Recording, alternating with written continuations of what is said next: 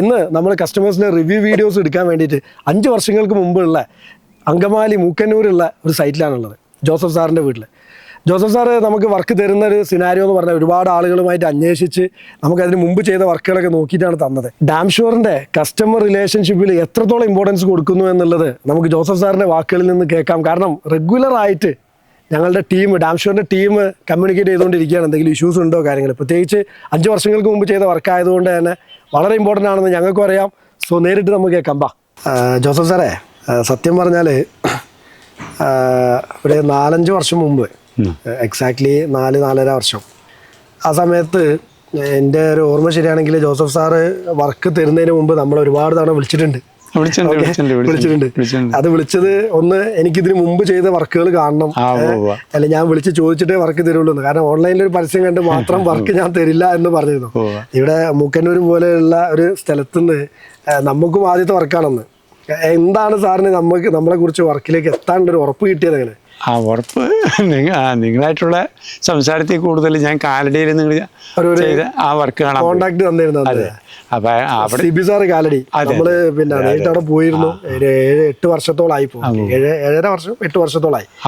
അപ്പൊ അവരുടെ വർക്ക്, നേരത്തെ ചെയ്ത വർക്ക് അവർക്ക് സാറ്റിസ്ഫൈഡ് ആയിട്ടാണ് അവർ രണ്ടാമത്തെ വർക്ക് ചെയ്തതെന്ന് പറഞ്ഞു. അതാണ് എനിക്ക് ധൈര്യം. ഇപ്പോ അന്നകത്ത് സാറ് എനിക്ക് 1-2 സ്ഥലങ്ങൾ പ്രശ്നങ്ങൾ പറഞ്ഞിരുന്നു.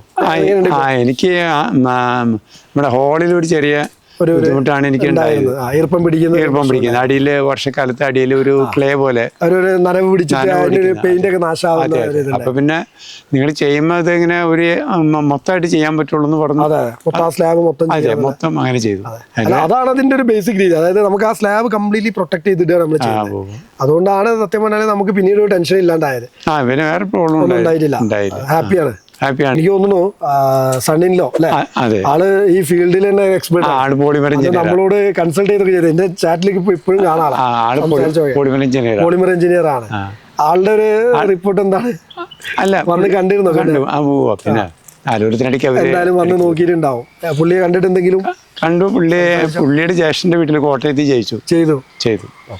പുള്ളിയുടെ വീട്ടിലും പുള്ളിയുടെ ജ്യേഷ്ഠന്റെ വീട്ടിലും ചെയ്തു എന്ന് പറയുമ്പോൾ തന്നെ പിന്നെ വേറെ ഞങ്ങൾ പിന്നെ ഇളയ മരുമാന്റെ തൃശ്ശൂർ വീട്ടിൽ ചെയ്തു. തൃശ്ശൂർ വീട് അത് ഇളയ മരുമോനല്ലേ? ഞാൻ രണ്ടും പൊളിമഞ്ചേരി മൂത്ത മരുമാന. അവര് കോട്ടയത്താണ്, വിദേശത്താണ് അല്ലേ?